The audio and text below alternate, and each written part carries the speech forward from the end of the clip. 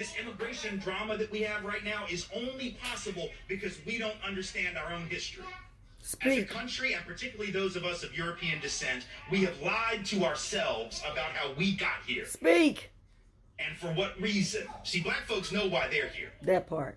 Native peoples know why they're here and how That they part. got here.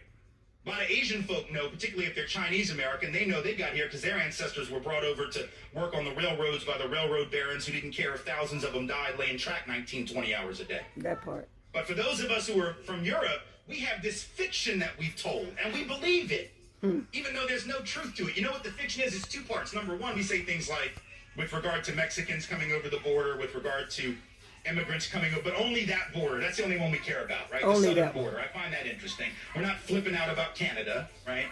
We don't have any of the Minutemen or the anti-immigrant groups sitting off the coast of Nova Scotia with a gun and a scope trying to, like, pick off the sneaky Canadians that are trying to sneak in here for our superior healthcare system. Which, after all, would be a pretty stupid thing to do. But in any event, we only care about that one border, forgetting for a minute that that border was created at the end of a war that was started on false pretense by this country, after which we jacked half of their country. And you weren't taught that in school either, because our history books aren't interested in telling the truth. Tell them. They tell this very patriotic history that has no relationship to the fact. So that border is artificial. Mexican folk who are coming here, documented or not, let's be clear, are coming home. Their families were here before our families were here in almost every instance. But we forget that, and then we say things like, well, I don't mind them coming. I just want them to come legally like my people did. The hell does that even mean? Come legally? There was no law to break when our people came. Tell them. The fact that we didn't break a law that didn't even exist, you don't get cookies for that.